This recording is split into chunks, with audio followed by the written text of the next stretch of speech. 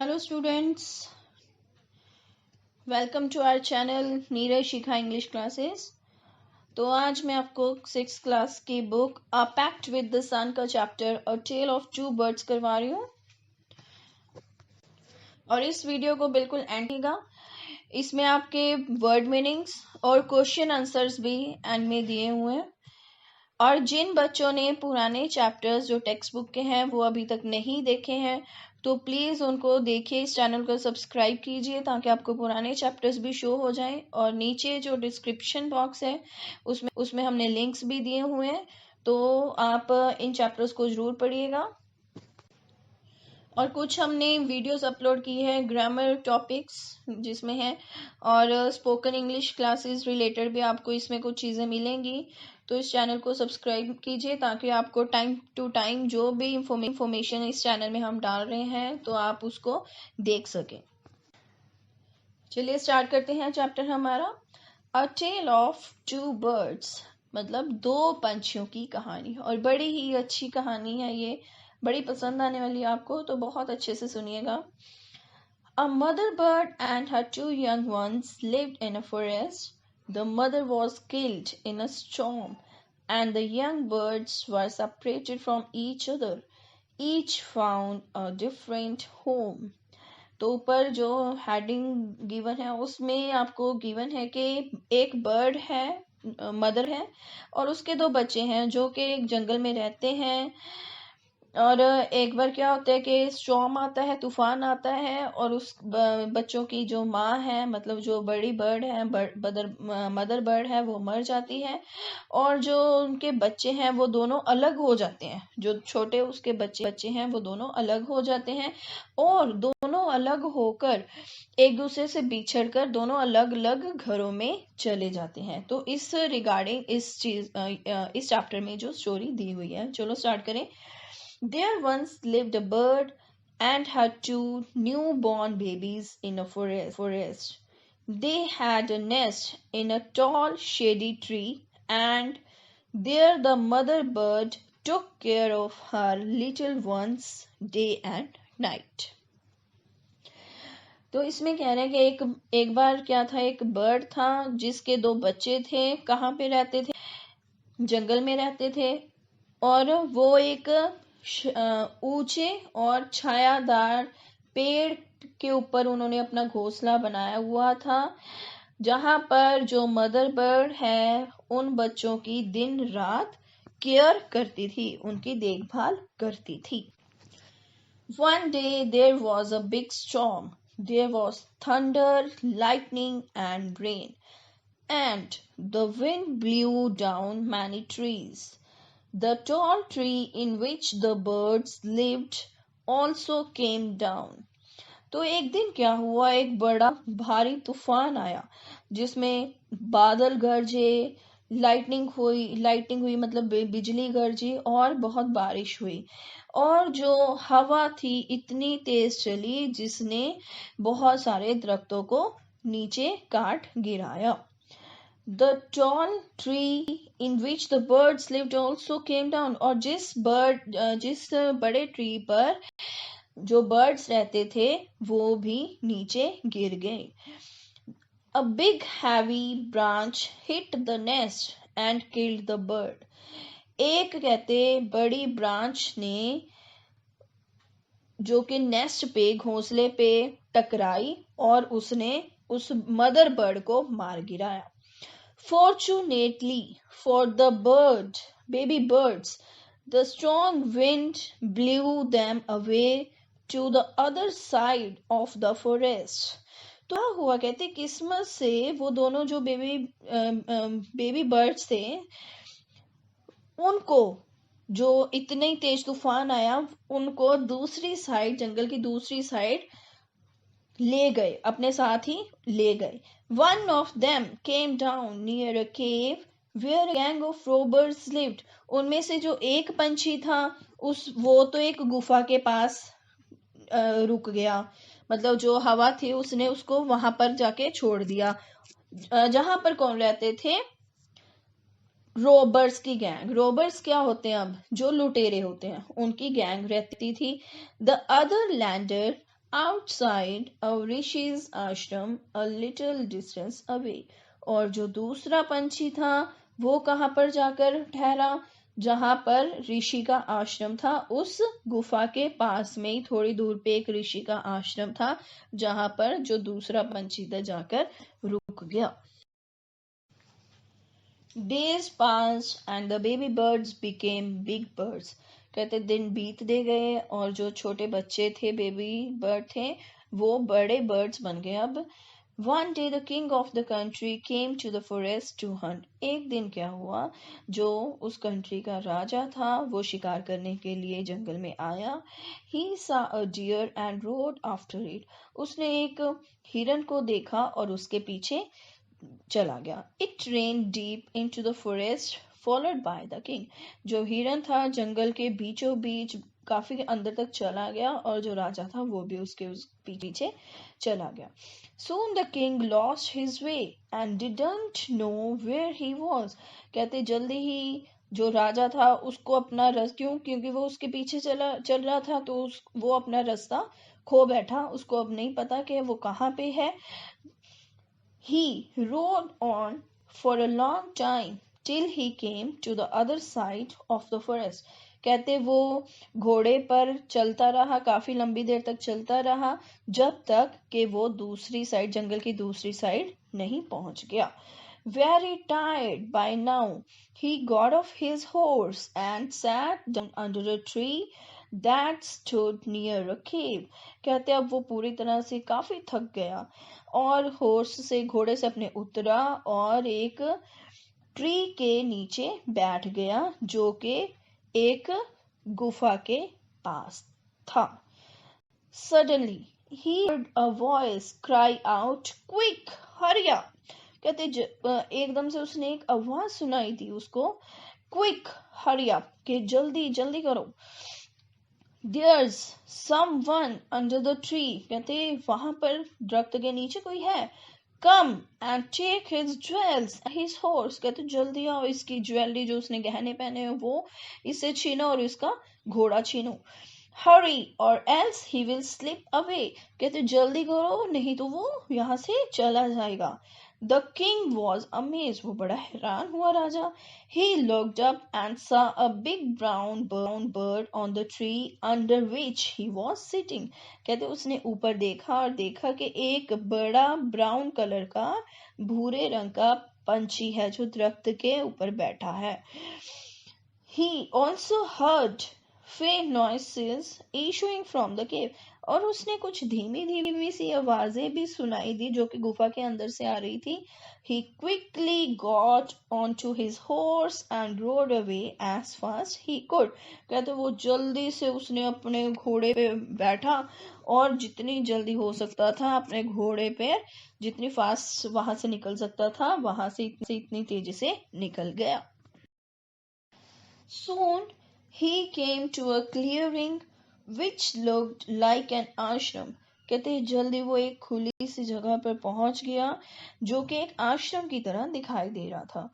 It was the Rishi's ashram. तो वहां पर एक ऋषि का वो आश्रम था. The king tied his horse to a tree and sat down in its shade. कहते राजा ने अपना वहां पर घोड़ा बांधा दरख्त के साथ और दरख्त के नीचे बैठ गया. Suddenly he heard a gentle voice announce, "Welcome to the ashram, sir." जल्दी से उस एक आवाज सुनाई देती है उसको, बड़े ही प्यार भरी तरीके से आवाज निकलती है उसकी कि हमारे इस आश्रम में आपका स्वागत है. Please go inside and rest. कहते आप अंदर जाइए और रेस्ट कीजिए, आराम कीजिए. The Rishi will be back soon. जो ऋषि हैं कहते वो थोड़ी देर में ही आने वाले हैं. There is some cold water in the pot. और जो वहां पर एक घड़ा पड़ा था कहते वहां पर एक ठंडा पानी भी है. वो जो भी आवाज निकाल रहा है ना वो वाला कह रहा है यहाँ पे, please make your self comfortable. कहते हैं अपने आप को बिल्कुल आराम से आप बिल्कुल कंफर्टेबल हो जाइए, बिल्कुल आराम पूर्ण रेस्ट कीजिए. The king looked up and saw a big brown bird in the tree. जब राजा ने ऊपर देखा तो वहां पर एक बड़ा ब्राउन कलर का दरख्त था, बर्ड बैठा था। He was amazed, वो बड़ा हैरान हुआ। क्यों हैरान हुआ? देखो, this one looks like the other bird outside the cave, he said to himself loud. वो राजा जो अपने आप से बड़ी ऊंची आवाज में बात कर रहा है, अब क्या कह रहा है? कहते वो पंछी बिल्कुल ऐसा था जैसे कि उसने गुफा के बाहर देखा था। और वो पंछी जो गुफा के बाहर था वो क्या कह रहा था कि देखो उस बंदे को लूट लो जो दरख्त के नीचे बैठा है। और जो ये इस आश्रम में जो बर्ड है वो क्या कह रहा है? कहते आप अंदर जाइए, आराम कीजिए, बड़े प्यार भरे तरीके से बोल रहा है। दोनों में डिफरेंस देख रहा कि वो बड़ा हैरान हो रहा है। You are right sir, answer the bird. अब सारे जो भी बात कर रहा है अभी बर्ड बता रहा है, क्या कह रहा है कि हाँ जी सर आप बिल्कुल सही कह रहे हो। He is my brother but he has made friends with robbers. वो मेरा भाई है। जो केव के बाहर उसको पंछी मिला था ना, बर्ड मिला था, उसके बारे में बोल रहा है कि वो मेरा भाई है, पर वो किनके साथ मिल गया है? लुटेरों के साथ। He now talks as they do. कहते अब वो वैसे ही बातें करता है जैसे कि वो लुटेरे करते हैं। He doesn't talk to me any more, even वो मेरे से भी बात नहीं करता है। Just then the Rishi entered the ashram. उस वक्त ही ऋषि है जो आश्रम के अंदर आ गए।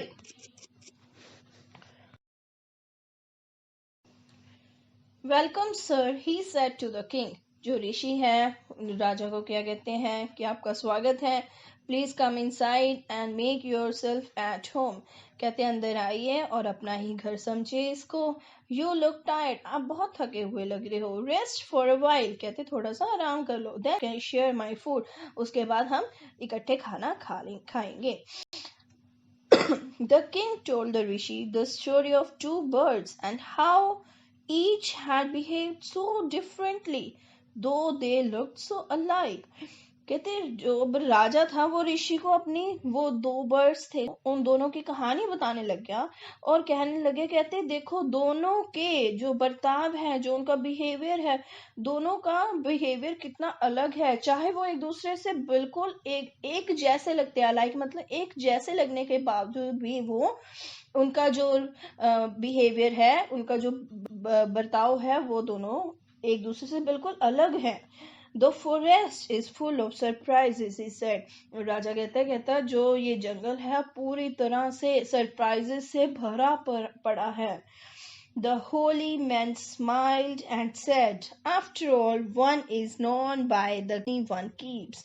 जो वो साधु थे, जो ऋषि थे, थोड़ा हल्की स्माइल करते हैं और कहते जो बंदा जैसे संगत में रहता है वैसा ही उसको दुनिया वाले जानते हैं, जैसे ही वो देखेगा आपको।